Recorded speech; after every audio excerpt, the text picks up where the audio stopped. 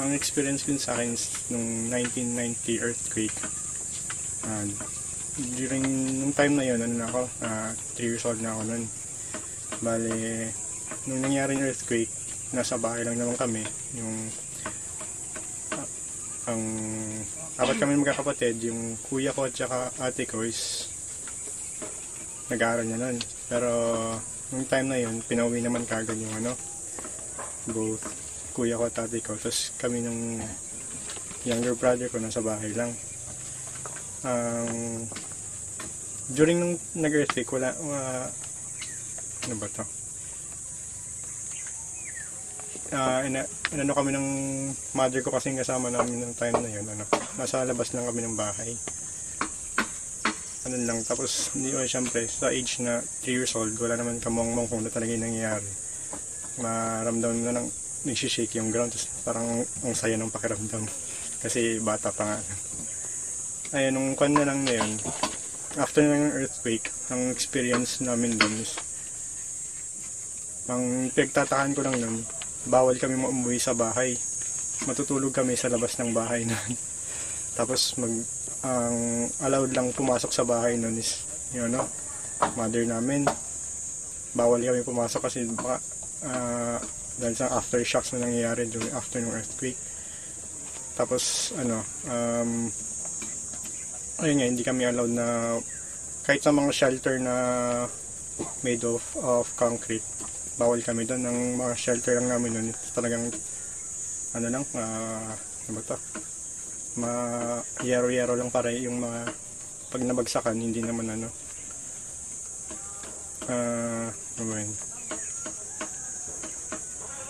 pagdating sa food supply nun, okay naman yung kuha namin kasi father ko nung nalaman yung kami ng earthquake, umuwi naman kagad sa Baguio nun para parang i-rescue kami kagad kasi yung father ko engineer. Ayun, tapos yung hirap ng earthquake na yun, hindi ko masyadong naramdaman kasi yung parents, mother ko, parang hindi naman kami hindi siya nagpanic. Pinaranas na sa amin na parang okay lang kami, mas-survive namin yung time na yun. Tapos medyo sa pagdating sa food supply, okay naman kami nun. Tapos ang last na maalala ko lang din ng earthquake na yun, yung time na nag-open ng lahat kasi ng major entrance at exit papasok ng Baguio is sarado. Nung nag-open yun, ginawa ng father ko, pinunta kami kagad sa Pangasinan. Doon na kami nag-stay hanggang sa na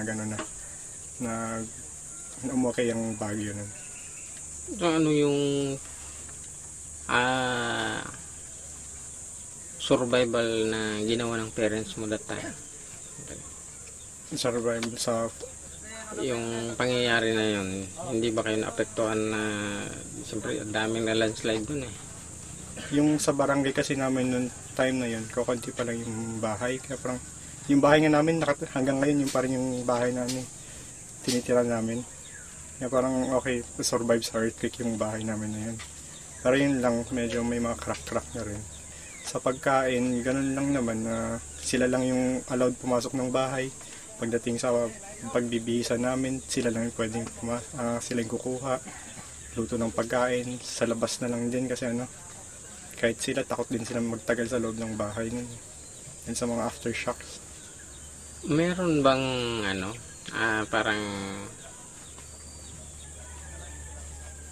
tawag doon, yung precaution na may dadating na ganun? Nung time na yun, meron naman kasi lahat naman ng estudyante nun pagdating ng high school na pauwi naman nung time na yun. Pero hindi lang na-predict kung anong time yun. Pero yung parang yung day na lang na pauwi naman kagad yung mga student nun. Kaya kung makita nyo, elementary at saka high school. Elementary high school yung napauwi nung time na yun. Mga college yata yung hindi napauwi nung time na yun. Tapos, siyempre, ikaw, sabi mo, bata pa, nag-enjoy pa. Pero ano yung mga nakikita mo na karaniwan noon na ginagawa ng mga tao? Yung time na yun, nasa shelter, basta aftershock talaga, nagpapanik na yung ang gagawin ng mother ko. Kunwari nasa tabi kami ng poste, pag nag-aftershock, tatawagin na kami. Dito kayo, tabi kayo, gaganon sila. Tapos pag tumigil ang aftershock, tuloy ulit. Kung naglalaro kami nun, tuloy ulit ang paglalaro. Ganun. Ang walang kamuwang talaga sa buhay na nag-shake yung Pero meron ka bang narinig na kung ano man yung parang paggalaw ng lupa o bago mag talagang yung intensity niyan? Maano ko lang nun, basta sa labas kami ng bahay nun, basta bigla na lang, matagal na shake na gano'n na hindi ko rin ma-describe. Parang sa part ko hindi pa nakakatakot kasi hindi walang kaalaman. Oo, totoo yan. Second year high school yata ako noon. So, yung pangyayari na yun, gaano katagal hanggang nakababa kayo? I think parang after a week or more than a week lang nakababa kami kagad noon. Hanggang nun. Meron ba kayong sinakyan? Oo. Kasi may yung sasakyan ng father ko. Binaba niya talaga kami. Takot din naman sige ko. Pinsan ko kasi nandun din na. So, ano yung lesson learned na kumbaga sa ko ni masasabi mo doon sa mangyayari na yun? Sa akin, ang lesson nun maganda yung sa akin yung ginawa ng parents ko yung pinapakita sa amin na huwag magpanik. Yung ganun sa amin na hindi kami mga bata, hindi nagre-react sa mga ganun na hindi takot sa mga ganun na pangyayari. Inalaw kami na mag-enjoy nung time na yun na hindi kami pinayagan na magkaroon ng takot sa mga pangyayari.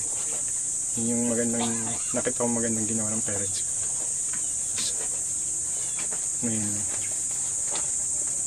So, okay, di ba? Kasi ang tubig kasi dyan, di ba, ang lamig? Kasi sa inyo. Continuous ba yung tubig kahit mayroon tapos after ng earthquake noon? Ay, hindi ko naman yun sir kasi sana na kami nun. Ang alam ko kasi bumalik kami ng Baguio nun after more than a month nun. Bumalik kami ng Baguio. Okay, yung soft drinks noon na only family size, 50. Ang sabor na. So, ano pa yung ibang ikikwento mo sa akin? Yung second experience ko ng disasters ng 2009 earthquake, 2009 na Baguio.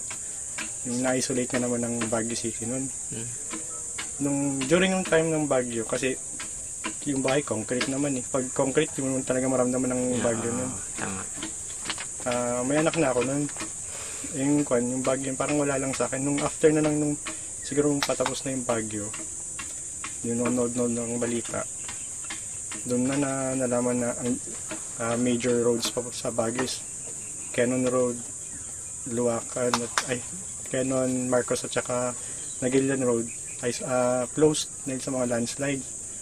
Tapos yun na yun, tapos mga daloy ng kuryente, wala na, putol na rin. Mga 7 days yata kami walang kuryente nun. Charge ng cellphone, hirap na hirap din. Buti na yung yung napangasawa ko kasi may laundry business.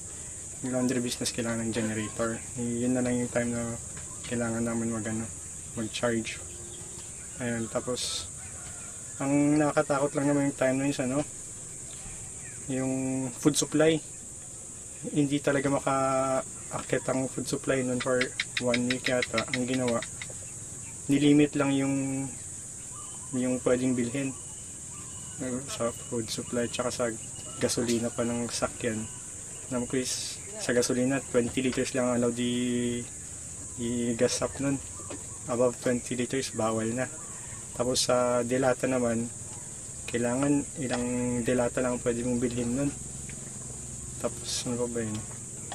Tapos nung time na yon, yung hindi ko akalain yung city, magdadrive ka sa city, yung ghost town, walang katao sa, kahit sa city mismo, kahit yung mga nagbebenta sa palengke, wala kang makitang ganun. Tapos ano ba yun, yun na yung mga kalsada, maputik na, mga pababang, yung mga places sa Baguio na hindi mo akalain na babahain, binaha rin yun. Mga ganun na So grabe pala yung bagyo din pag bagyo yun, ano? No, nakakatakot. Yun yung nakakatakot sa Baguio pag binagyo. Akala mo parang ordinary Baguio lang, pero parang ibang lugar din po sa pag tinamaan ng Baguio. Kailangan mo na rin mag-prepare. So, yung ginawa ba nung parents mo, yung Baguio earthquake, nagawa mo din ba sa anak mo Sana. Ayun, din. Pinag-enjoy ko lang siya nung time na yun. Parang ang inano ko sa kanya naman nun, hindi ko pinaranas na mahirap yung panahon na yun, na hirap, walang food supply. Actually, yung pag brownout, kandila. Ayun, parang inano ko lang, laro-laro lang sa kandila, ganun. Tapos yung mga toys niya, kasabay lang siya na naglalaro. Parang walang problema nang ganun.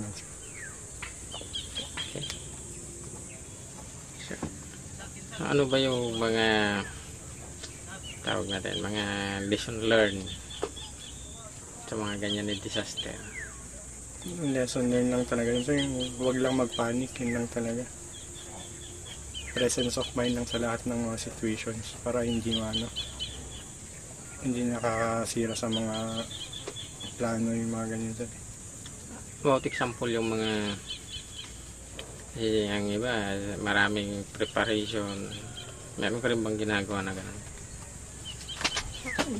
Yung mga ganun ng situation na preparation talaga yan. Especially sa amin sa Baguio. Talagang hindi mo landslide pro ng Baguio City. Kaya talagang pag binalita ka agad na may Baguio, land days, mga 3 days na food supply, mga ganun kagad. 3 to 5 days na food supply. Pero hindi yun naman yung mga iba kasing ginagawa pag nalaman nila may bagyo. Isang buwan na yung pagkain nila. Yung tamang ma-survive lang ilang gano'ng katagal yung bagyo. Mga ganun lang. So yung sabi mo ang Baguio is landslide prone. So ano yung mga paghahanda na ginagawa ninyo dyan? Landslide prone.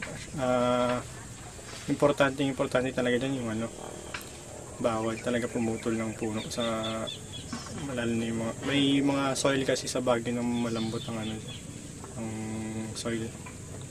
Tapos yung mga piliin talaga yung mga lugar na pagtatayuan ng bahay, hindi yung basta-basta na nakita mong bakante, patayo ka na kagad. Ganun. Sa Baguio, di ba yung sa Kinon Road, meron lang Ngayon, sa bato po. Ay, yung mga nakatakot na. Lalo pa yung mga ganun talaga dun. Yung mga ugali pa naman ng mga taga Baguio, yun nga, makitang bakante, patayuan na kagad ng bahay. Ang doon, ipacheck talaga muna bago patayuan ng bahay para iwas disgrasya rin sa mga disaster. Sa mga pangkaraniwang tao ba, kagaya natin, hindi ba natin malalaman kung yan ay landslide area o? Depende na lang, kasi meron naman kasi yung parang na lang din yan, common sense na lang minsan, kasi meron yung iba, hindi mo rin masabi meron yung hindi naman siya ganun ka-steep, pero landslide prone pala. Depende na lang sa lupa, kasi yun, tsaka sa dami ng puno yung flow ng, depende na rin sa ulan din kasi yun.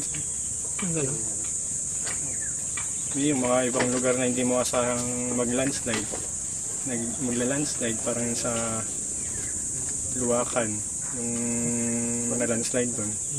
Unexpected din yun na mapunong lugar, biglang magla-landslide.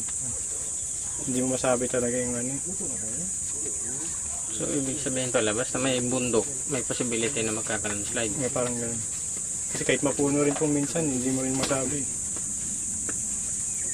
Once na lumambot talaga yung lupa niya, ano na rin siya, baba na rin talaga yung lupa. Grabe pala yung anong bagyo, no? Hindi ba yung coast ng mga mining dyan?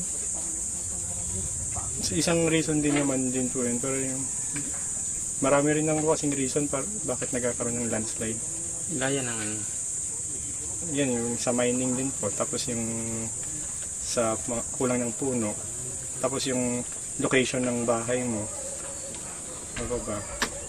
Yun lang yung mga talagang alam kong reason para na ano yung maraming na sa disaster. Okay, bagyo talaga. Tingin mo. Parang yung isa rin pong bagyo na ano po yun, sa Trinidad. Yung isa rin po yun na unexpected na isang barangay na landslide. Unexpected din pong nangyari yun na gano'n. Ilang families yung namatay na. Maganda rin po yung lupa dun eh, parang Grabe, no? Grabe pala bagyo. Pero minsan hindi rin nababalita, no? nababalitan na lang po pag talagang maramihan. Oo, pero pag kunti-kunti parang wala lang. Hindi po na sa amin sa Baguio, hindi po na wawala yung ano, may landslide pa rin. Meron at meron yan. Basta may bagyo, meron. Pero hindi naman lahat ng landslide namin may namamatay. May landslide pero ano lang, may iba landslide lang talaga. Ganun. Yung meron bang nangyari na malapit sa inyo na may landslide? Sa amin, Yung area lang ninyo? pag sa bahay, ay sa QM kasi, sa bahay ng mother ko wala pa naman. Pero yun sa bahay ng wife ko ngayon,